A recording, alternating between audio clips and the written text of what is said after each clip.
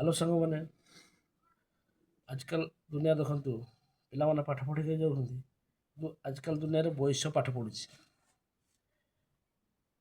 କେବେ ଛୁଆ ପାଠ ପଢ଼ୁନି। କେମିତିକା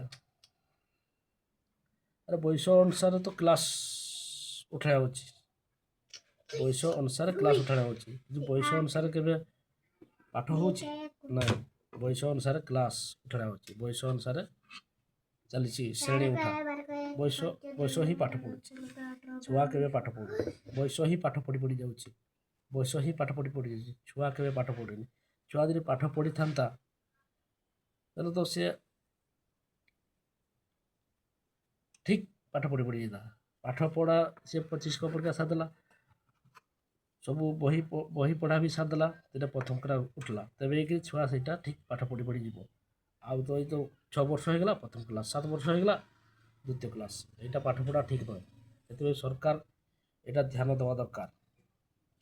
ମୋ ମତ ଯଦି ଠିକ୍ ଅଛି, ସାଙ୍ଗମାନେ ଲାଇକ୍ ସେୟାର କମେଣ୍ଟ କରିଦେବେ।